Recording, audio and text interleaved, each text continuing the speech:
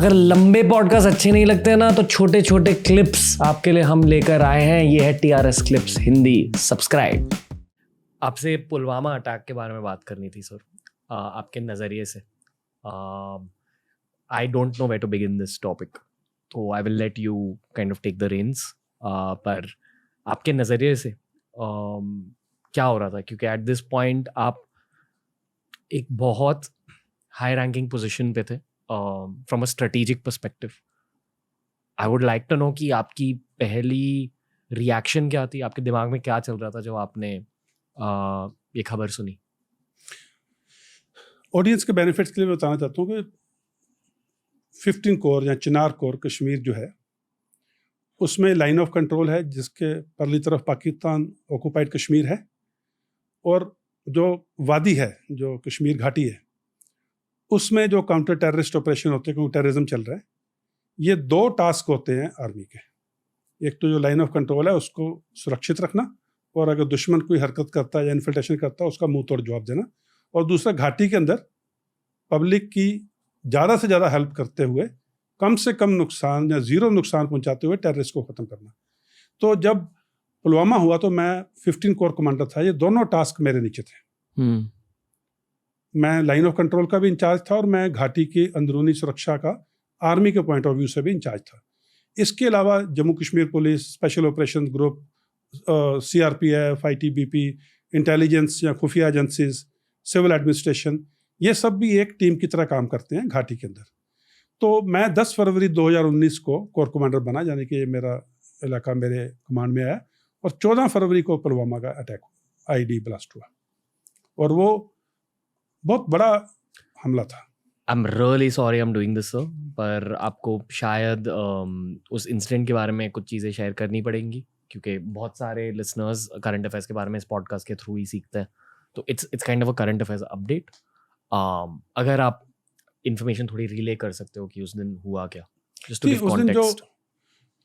Army की या military की या BSF की, CRPF की जो मूवमेंट होती है जम्मू से श्रीनगर या श्रीनगर से आगे लाइन ऑफ कंट्रोल की तरफ, तो वो एक उसको कॉन्वे बोलते हैं। 10, 20, 50, 100 गाड़ी, छुट्टी से लड़के वापस आते हैं, छुट्टी जा रहे हैं, राशन आ रहा है या और कोई एम्यूनिशन या वेपन्स जो नीचे से ऊपर आ रहे हैं, तो वो सारा एक कॉन्वे में चलता है।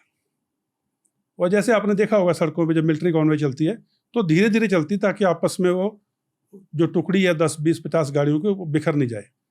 अगर नॉर्मल स्पीड पे आदमी 60-70 पे गाड़ी चलाता है तो कॉन्वे 40-45 पे चलती है, और आपस में एक फैसला बरकरार रखते हुए चलते हैं। तो उस दिन भी ये CRPF की कॉन्वे थी जो जम्मू से चल के श्रीनगर आ रही थी।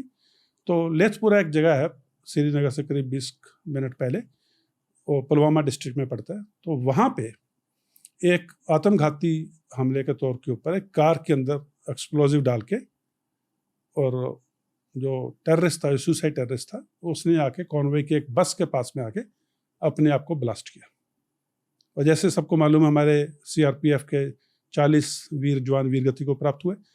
तो जब वो हुआ, तो जब मेरे को पता लगा कि ये हुआ है, तो शुरू में क्या पूरी डिटेल्स नहीं पता लग रही थी कि कितना नुकसान हुआ है।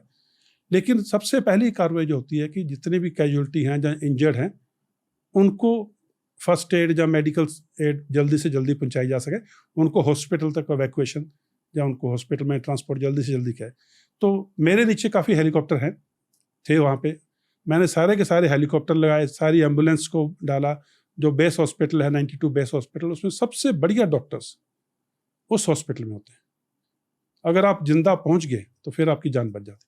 तो ये सारा कुछ जब किया गया कि जितने भी इंजर्ड थे उनको बचाना जरूरी है, फिर धीरे धीरे कितने ग्रेविटी या मैग्नीट्यूड या कितना बड़ा हादसा हुआ है वो बात उभर के सामने आई।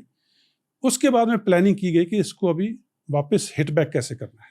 फिर हम सारी एजेंसीज मिली, Jammu Kashmir police, CRPF, intelligence agencies, military, army, हमने बैठ के प्लान किया अभी इनको पकड़ना है और इनको ख़त्म करना है। ज़्यादा डिटेल में ना जाते हुए पूरी उसकी खबर हमारे को 48 घंटे में मिल गई कि वो मॉड्यूल या वो ग्रुप जिसने ये किया था, कामरान था एक पाकिस्तान का जैश-ए-मोहम्मद का टेररिस्ट, गाजी उसका कोड वर्ड था, वो उसका हेड था। तो हमने 48 घंटे में खबर मिली और फिर पिंगलाना गांव में वो मौजूद थे, उसको हिट किया और इतनी प्रिसीजन से हिट किया कि जहाँ पे वो थे सिर्फ वहीं पे ही हमारी टीम पहुंची। और मेजर विभूति ढोंडियाल और कुछ जवान पहले 5 या 15 मिनट के एक्शन में ही उनको वीर गति को प्राप्त हुए। उसके बावजूद भी जो यूनिट थी, यहाँ जम्मू कश्मीर पुलिस और CRPF 55 राष्ट्रीय राइफल्स यूनिट थी, उस नुकसान के बावजूद जो शुरू में हो गया, उन्होंने अपना मोराल नहीं डाउन होने दिया, क्योंकि देश का मोराल बहुत जरूरी था। इस हादसे के बाद में देश के मोराल को वापस लाना जरूरी था। तो उन्होंने लगातार कार्रवाई की उस यूनिट ने, और बाद जवान जम्मू कश्मीर पुलिस ने और CRPF ने। और 18 फरवरी की शाम को, 14 फरवरी की शाम को ये हादसा होता है, 18 फरवरी की शाम को उस पूरे मॉड्यूल को ख़त्म कर दिया गया, जिसका गाजी कमांडर था। 100 घंटे के भीतर जिन्होंने पुलवामा का हादसे को अंजाम दिया था, उनको ख़त्म कर दिया गया। आपको शायद याद होगा, आपके व्यूअर्स को याद होगा, पाकिस्तान के जो हैंडल्स थे या पाकिस्तान के जो ट्रोल्स थे, पुलवामा के बाद में एक बड़ी फेमस हिंदी मूवी थी, उसका एक डायलॉग था, हाउ इज़ द जोश। तो ये पाकिस्तान के हैंडल्स ने बोलना शुरू कर दिया था, हाउ इज़ द जैश, यानी कि जैश मोहम्मद। उस चीज़ को ख़त्म करना था, वो हमारी टीम ने 100 घंटे के भीतर गाजी और उस पूरी टीम को ख़त्म कर दिया।